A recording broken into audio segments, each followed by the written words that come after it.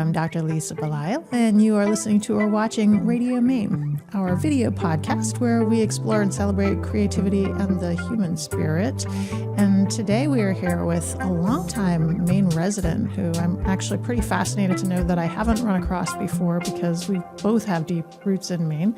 This is Amanda Rand. She is the president and CEO of Spinnaker Trust and grew up in Falmouth, just across the border from Yarmouth. So welcome. Nice to meet you, considering that we've been kind of paddling in the same pond all these years. I know. Thank you. Nice to meet you, too. It's really lovely to be with you this morning. I'm loving so many things about your background because you, even though you grew up in Falmouth and you're living down the street from where you grew up and you're your high school sweetheart with your husband now and his family is from down the street, which all sounds very familiar, like to me, as somebody also grew up in Yarmouth and lives down the street from parents and such. But you actually went away to Duke, you went to Harvard Law School, you had this whole other life, and then you came back to Maine. So tell me about what brought you back to Maine. I guess it starts with what made me leave. You know, when you grow up in a small town, as you well know, it's all you know, and you can sort of easily be a big fish in a small pond. And I thought, well, I really want to go and see what else is out there. I want to see another part of the country, but I don't want to go too far, right? So Duke was a great fit.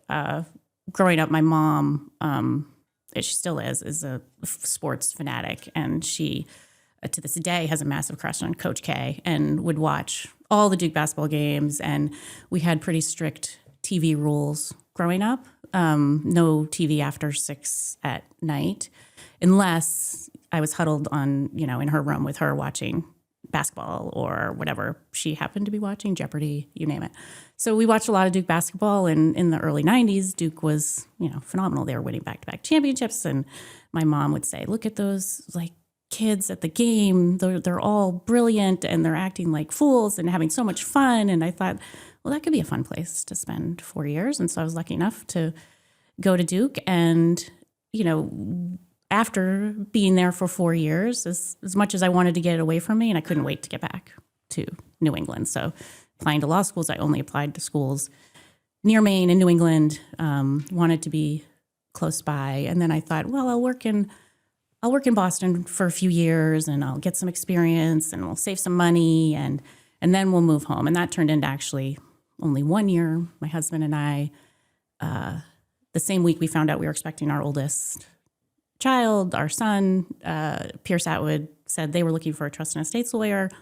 And I thought, there's not always openings for trust and estates lawyers when you want them, because it's it's a little bit of a smaller niche, smaller community. And so we hightailed it home. We thought we're going to have a baby, all our families at home, all our supports at home. Let's just get home. I'm loving this kind of visual of you and your mom. Did you paint your faces blue? Don't they do that for the Blue Devils? Isn't that? They do. And am I correct? Is it the Duke Blue Devils? Yeah, that's the Blue Devils. Okay.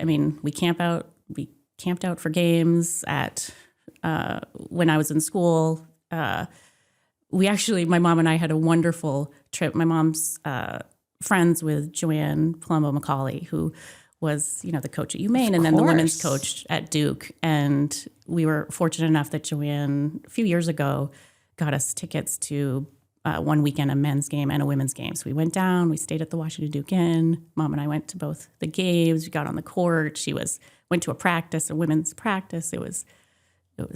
She was in heaven. So we still have that bond. And my parents still watched every Duke basketball game. I mean, they will text me after the game. I'm like, I'm busy, or I was asleep. I will watch, but they're rabid. That's such a special thing to have with a parent, is that kind of connection. And I mean, my sisters were both basketball players, and they're sort of between my age and your age. So we definitely were very aware of Joanne Palumbo Macaulay. Yeah. And I mean, Maine really sort of exploded on the women's basketball scene.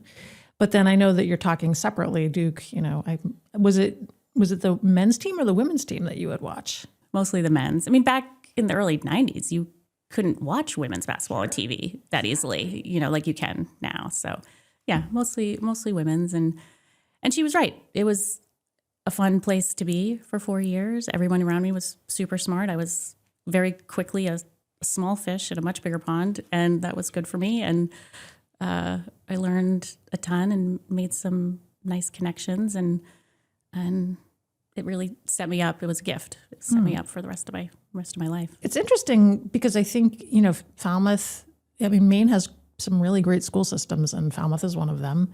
I love that you chose, so Falmouth colors, the Clippers are blue. I like that you just continued that, at least for a few more years anyway. Yeah. But do you think it's a common thing to go to a school like Falmouth, Yarmouth, Cape Elizabeth, and then go away to one of these other schools that's much bigger and has a lot of talent coming in and feel that small, big fish, small pond, and now small pond or bigger pond, small fish? I gotta think so. When I was in school, when I graduated from Falmouth High School, there were 63 kids in my graduating class, right? So it's now like 160 or something like that. So when I say small pond, it was really small.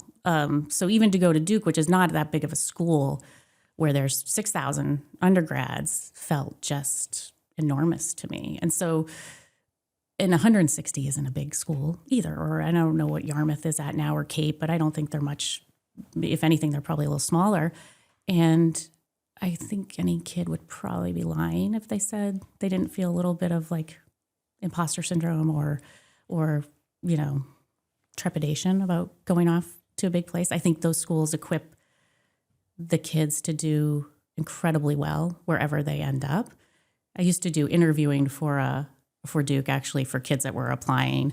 And that's what I would always tell them is, be aware that you are qualified. You are ready for this. You can do this. Don't be so intimidated. Go in humbly, but know that you have been set up for success. And these kids will come from fancy schools and fancy backgrounds and you name it. But put your nose down and work hard and you will do really well. I think that's one of the reasons I asked that question, because having talked to a lot of people over the years, very intelligent people of all different ages, but especially younger people coming from other parts of Maine that want to connect on the national level, this feeling of being an imposter, I think, is not unusual. And yet we really equip our children well, I think, to do well on a larger stage generally. That's been one of the wonderful things too about coming home and being part of a community that can talk to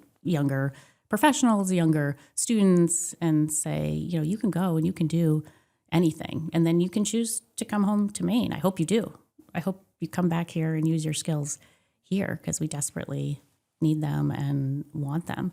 And so these, the kids that go off to these elite institutions, they inevitably do really well. They're hard workers.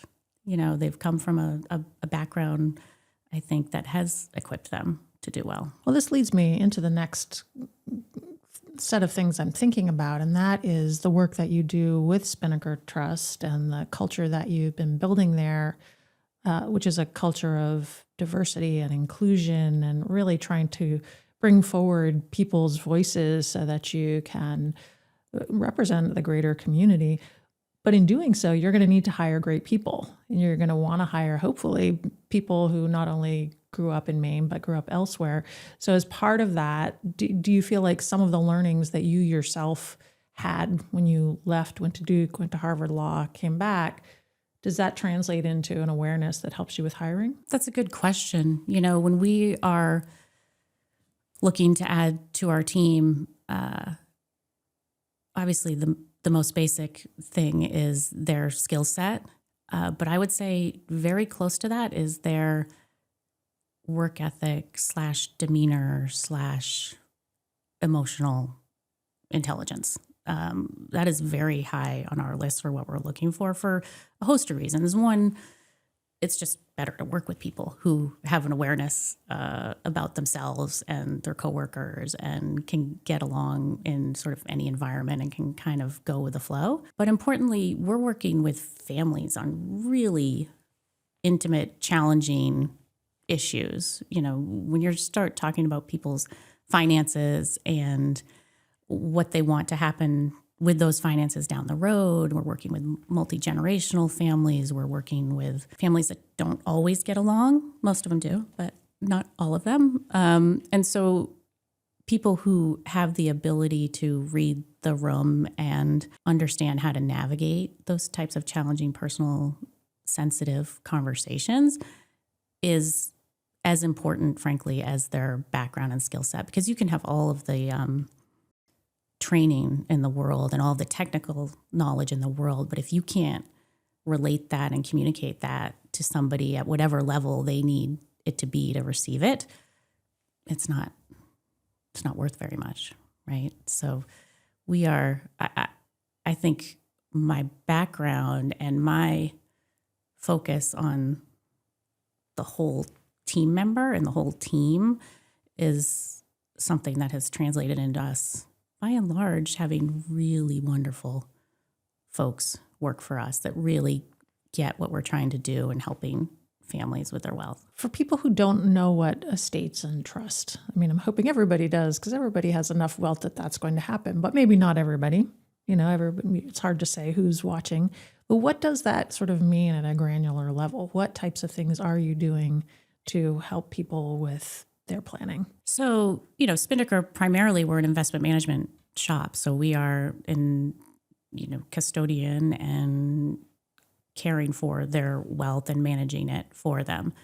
The skill set that I think where Spinnaker really excels is I am one of 5 or so trust and estates attorneys that are part of our staff that take a very holistic look at not just, you know, how is your portfolio doing and how has performance been and what do you own and what have we sold, and that is crucial to what we're doing. And then we have this whole team of people that we wrap around our clients that say, okay, we're going to work on a financial plan. We're going to look at your goals. When do you want to retire? When are kids going to college? That sort of thing. And where's this wealth going to end up? And how do you want to steward that? And how do you want your kids to think about stewarding that? So a large focus at Spinnaker is around, you know, first and foremost, implementing or helping to implement plans by working with our clients. I call them the real lawyers because I'm a recovering lawyer. I don't actively practice law anymore. We work with their attorneys and accountants to actually implement plans that do what they want as far as protecting their children, grandchildren, helping to educate them. And of course, a big part of what we're doing also is trying to reduce the estate tax or gift tax burden for clients. So there are a number of mechanisms that we can use and work with clients, especially ones that are charitably inclined, to do greater benefit for both their family, their communities, and perhaps reduce the tax burden down the road. So we never let the tax tail wag the dog, if you will, but it's certainly part of what we're factoring in and how we're working with clients. So Spinnaker's role in all this is really come up with the ideas, pressure test things with clients. You know, would this type of trust work for you? What do you think? Get them pretty far down the road so that then when we get the lawyers and accountants involved, you know, you're not starting from scratch. We, at Spinnaker with wealth management, you see your clients a lot more often than attorneys and accountants do, mostly because you're not paying us by the 10th of an hour, right? Clients will come and talk to us and share their most, you know, important financial concerns with us in a way that they're not going to pick up the phone necessarily and talk to their attorney about. And so we are able to then funnel that work back out to the people that need to help implement it because we're seeing our clients, you know, 3, 4, 5 times a year at least.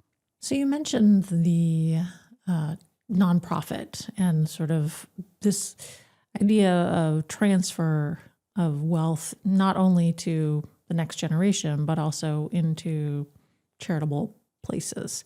Talk to me about that, because I understand that nonprofit work is important to you. Yes, it is. That's something that was instilled in me very early on. My mom, she didn't work outside the home for pay, but she did a tremendous amount of volunteer work.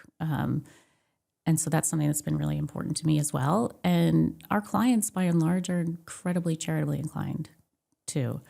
So we help do everything from facilitating annual gifts, making those in the form of stock or what have you, to all the way down the line to more sophisticated planning like charitable lead trust or charitable remainder trust. And I won't get in the weeds about all those mechanisms, but there are specific types of vehicles that we can use that help really leverage a client's charitable intent and goals in a way that allows them to do more for charity, more for their family, and combine those goals. And we've seen clients, frankly, use charitable giving vehicles to really bring the next generation together, to have them work together on how to give money away to their community. And that's been really fulfilling both for us, but also for the parent generation who put things like that in place, keeping siblings working together that live in different parts of the country, different parts of the world, and working on these charitable goals together has been a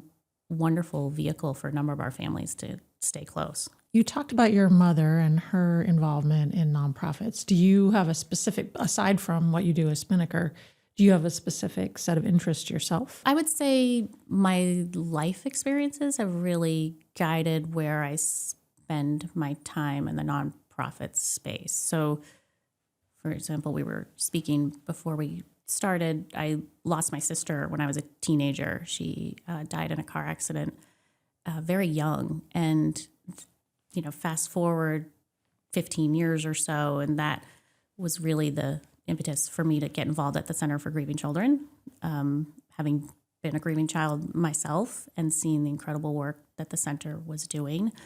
I knew I wasn't going to probably be a good fit to be a facilitator at the center. I was too afraid I'd bring my own grief and baggage to children and families, but being on the board there was incredibly rewarding, and helping them, further and grow their mission was wonderful.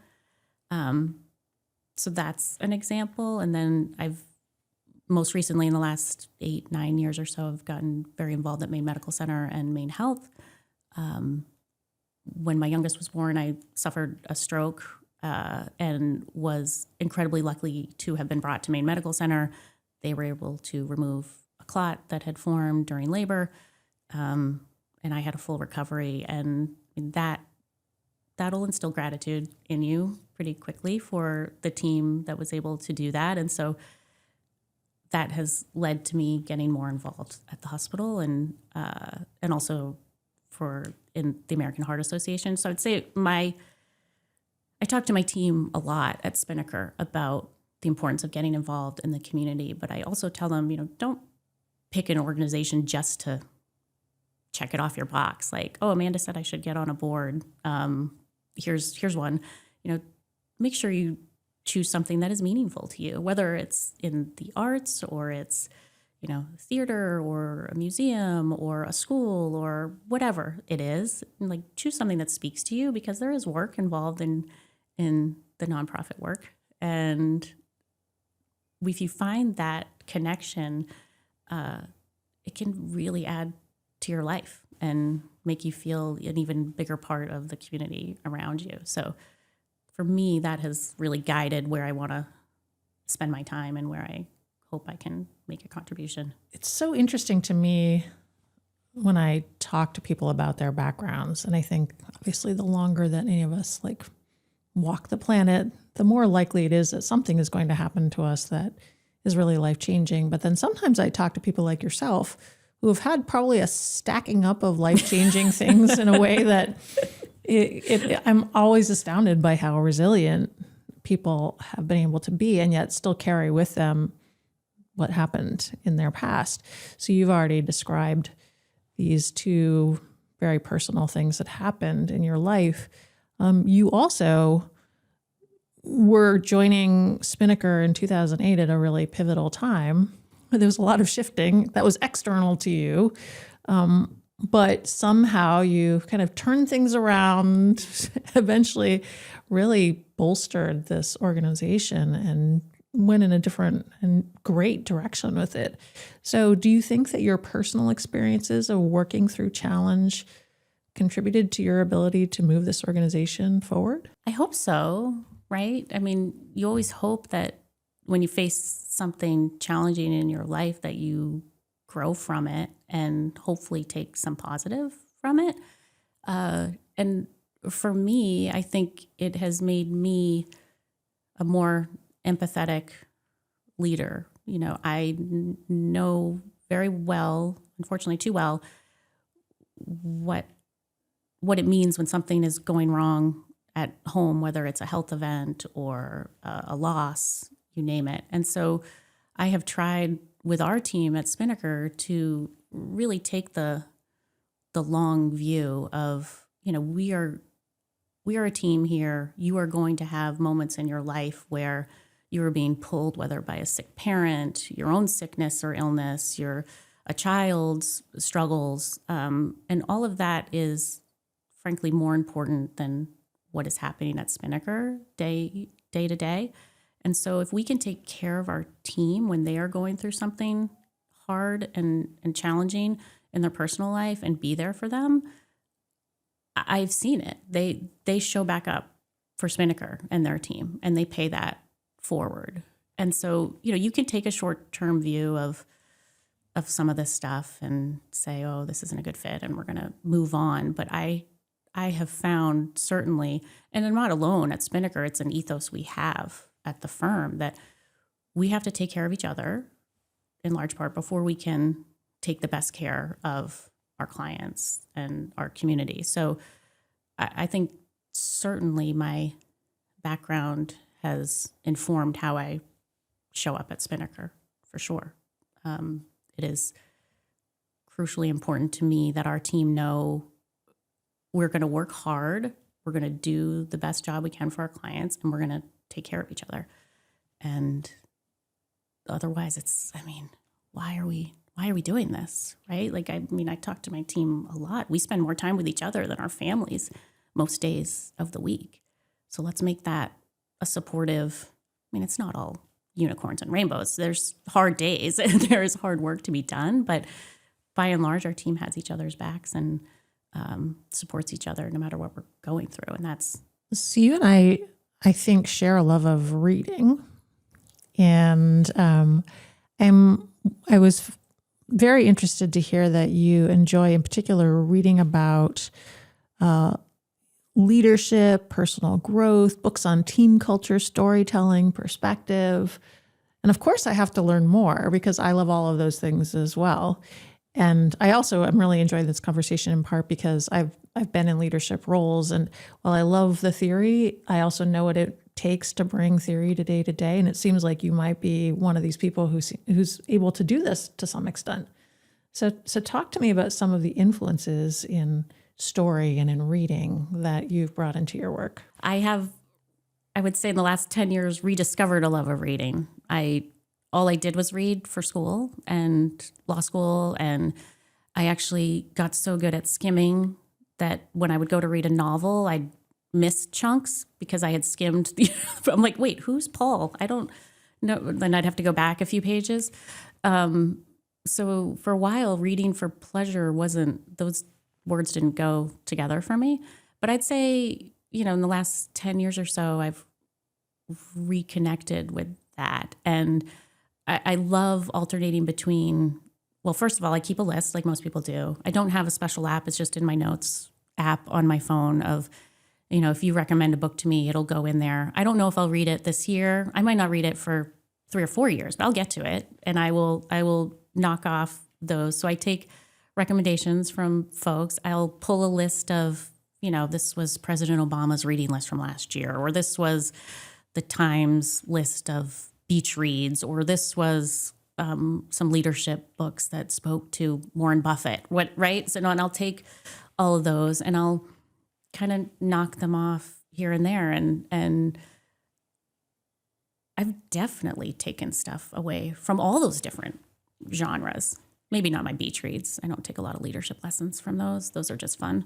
But from the leadership books, hearing about how people in different ways motivate the team around them and empower them and enable them. I try to take tidbits of that, just like you do when you're around other leaders. That's been a great fun of the nonprofit work I do as well, as I get to see leaders of other organizations and how are they motivating the people around them? What are they reading? One of the books I read recently was from someone at Maine Health that said, "Oh, this is a book that spoke to me." And so I try to implement those lessons. I'm sure I know I'm not perfect at that, but making sure that I'm constantly growing in that capacity is important to me as well. So are there any books that have risen to the top for you? I mentioned this book that was recommended to me by Andy Muller, who's the CEO of Maine Health. And again, this was a good example. It was probably 3 years ago that he recommended it, and I just read it a month or so ago, but it was Patients Come Second. And the title was intended to be kind of shocking. Like, well, what do you mean? Patients are, you're a health system. That should be the most important thing that you do.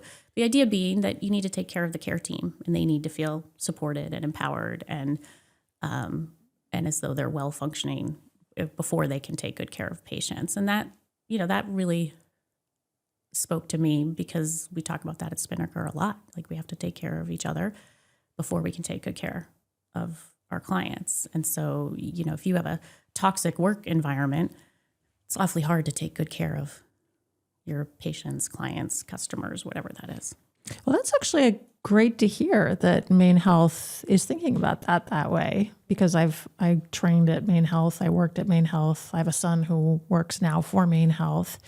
And I do think that you're right. It's a shocking idea because we went from one end of the spectrum where patients definitely did not come first. And there was the doctor as God model that was so common for so many years and so damaging. It still persists in some ways, to all the way to the other side, which is do anything you can for any patient at any time, which as a patient, I don't have a problem with, but as a care team member and leader, it makes it really hard. And it really can lead to burnout. And it really did lead to burnout, especially during COVID. So I love that you've got the CEO of Maine's largest health system who's saying, oh, no, we need to think about this differently. Yeah. Because I think that those extremes didn't work. And I think has led healthcare down a path that has not been really workable. For anybody. Patients, community, leaders, providers. Yes. Yeah. So that's also the other thing about what people are reading, because it gives them like a little look into their psyche and where they're coming from. Another thing that I think you and I share, you and I were talking about Joanne Parent and a piece that I know that you have that came from originally the Portland Art Gallery. And I love that your daughter was like, I would like the other piece by Joanne Parent so I can put it in my room. This love of like original art. So talk to me about that. Yeah, that's also, I would say, a fairly new, in the last decade or so. And probably that's just stage of life and being able to afford the pieces that you want in your life. But I have, I coveted her work for quite some time, actually. And I was stalking the Portland Art Gallery online to see what was there. And I was going through all of her things. And I finally convinced my husband that, now's the time to make this investment. And her work is, it just spoke to me, the light, the positivity that literally radiates from it spoke to me. But there's so many artists there. And that was sort of the first piece that, wasn't something we just bought at a charity auction or something like that we had said, this speaks to us personally and we want to make that investment. And so it's led to a couple other things. We got a local artist actually to paint a picture of our dog who we just lost, in the last year. That was my daughter's best friend. And we had them paint a picture of her. And then when we went to pick it up, we saw she had a picture of my mother-in-law's diner. My mother-in-law owns Becky's Diner. She's Becky. That is really my claim to fame. We should have started with that. And so we picked up that piece of art. And so we're slowly building a collection of things that aren't just sort of haphazard things that were on auction, but that really speak to us. And having that come from a local artist that spent that time and investment in the piece. It's been really fun. I don't think we should lead with your mother-in-law's accomplishments because you're very accomplished in your own way. So I'm glad we didn't do that. But I think it is really great. Again, you and I were already talking about, 2 degrees of separation in Maine, not 7. Yeah. And yeah, Becky's Diner. That's a Portland, it's a Maine landmark. Everybody knows. And she's a boss woman, right? I mean, she started that business as a single mom with 6 young kids and believed in herself. And so the message that is sent to me, to her daughters, to her granddaughters, her sons and grandsons as well. But that has been so empowering. And I've had so many people, women, I've been blessed over my career to have examples like that. All the women at the firms I worked at before joining Spinnaker, my mentor and my leader and supervisor was a woman and a mother, and that definitely made an impression on me. And we had children fairly young for someone that was in early stages of our career. I started practicing when I was 25, and our son came when I was 27, and we didn't put that off. And I think a large part of that was that the women that I looked up to, they had families, they had children, and they were making it work. And so that's been really important to me. And and my mother-in-law is just a huge example of getting stuff done and believing in yourself and making it work. And I think what you're describing is something that is incredibly important, that it is very possible to be a woman and succeed in the professional world while you are raising children. But it is also very important to not only have mentorship, role models, but also have support. Because one of the challenges that I know happened to me early on in medicine was that I was also going through having children while I was in training as an early clinician. And what I was told at the time was, no, you can't do both. You're going to have to choose one or the other. And I love hearing that you were a few years behind me in a different profession. And they were like, no, you can do this. And we are already doing this. And so I love that that's where we have been evolving to, and hopefully are continuing to evolve for the sake not only of our daughters, but also of our sons, because it really is a whole family thing that needs to shift when we're talking about change. That's exactly right. And, it's when I had my youngest, I was the first Spinnaker employee to have a maternity leave, to have a baby. And I, at the time, our maternity policy was really just short-term disability. That was it. And I was happy to have it. I was able to take lots of time unpaid off. And we made that work. And, fast forward now, my daughter's almost 15, right? 14 years later. And I have a coworker now, a male coworker. His first child was born in December. His wife took a few months off.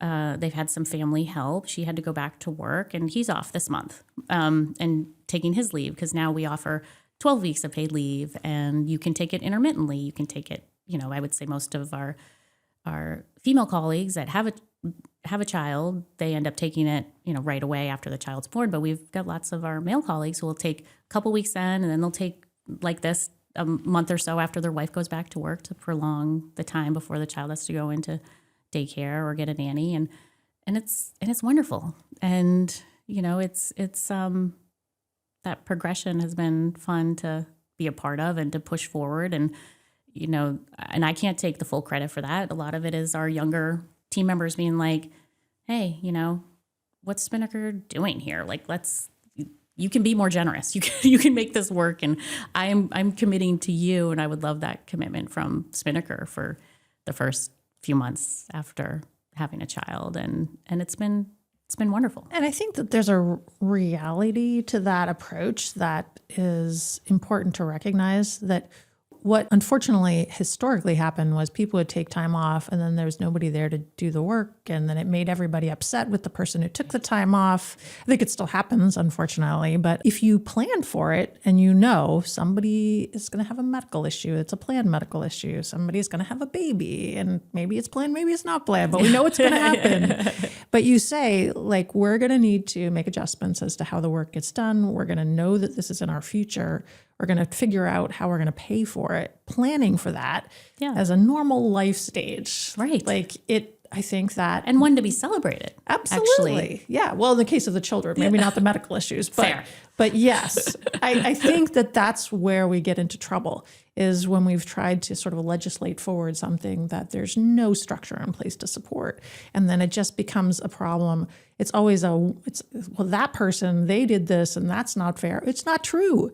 I mean, it's a cultural thing that we're trying to move forward. So I think that you're recognizing that, and I've had the same experience with younger clinicians who will say, well, why doesn't your healthcare system offer additional paid leave? And I'm like, that's a great question. We should really be talking about this, and we really should be planning this in the future.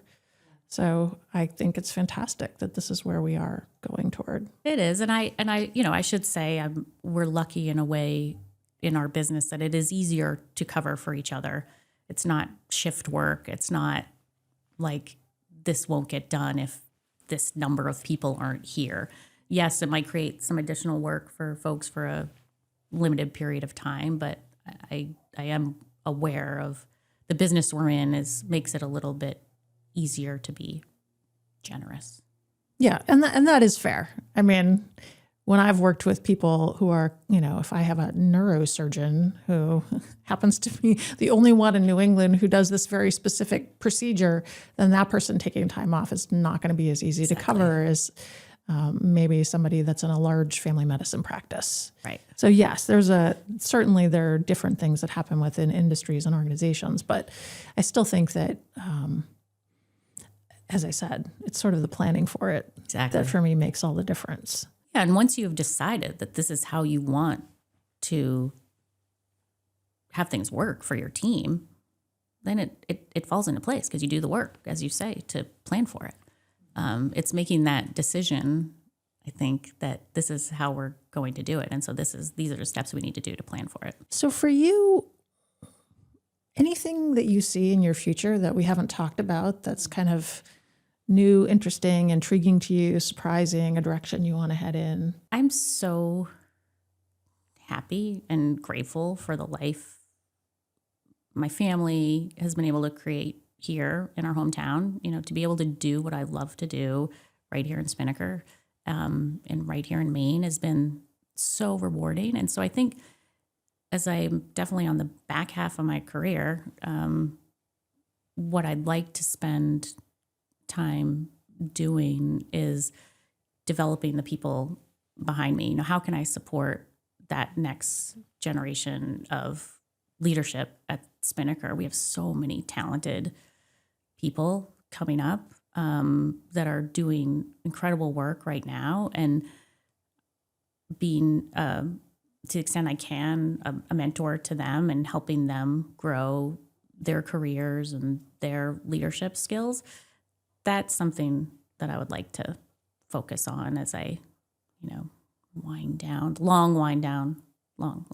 But, and then on the nonprofit side, that work has been incredibly fulfilling to me. I would like to continue to do that, in the future, and find the next organization that speaks to me and that I can be of some help to. That would be wonderful. Well, I am just blown away by the conversation that we've had. I mean, I'm thrilled that you and I have finally met, because we probably passed each other on I-95 so many times over the last decades of our lives.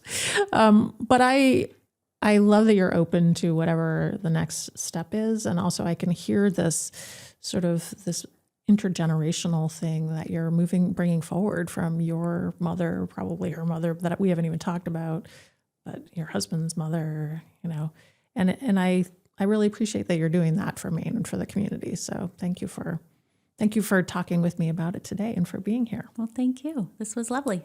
Nice way to spend the morning. I appreciate it. Thank you. I'm Dr. Lisa Belisle. You've been listening to or watching Radio Maine, our video podcast, where we explore and celebrate creativity and the human spirit. Today, we've been exploring this with my Falmouth neighbor across the border from Yarmouth, Amanda Rand. She is the president and CEO of Spinnaker Trust. I encourage you to find out more about Spinnaker Trust if you happen to be in the market, or maybe if you're a young woman or man who has this sort of skill set. Perhaps you want to look up Amanda and her group, because who knows, maybe they're hiring in the future. But I also hope that we can convince Amanda to come back to the Portland Art Gallery and to one of our openings the first Thursday of every month. It would be great to have you in that space again. Love it. I would love it. All right, fantastic. For now, I'm Dr. Lisa Belisle. Thank you for joining us, and have a wonderful day.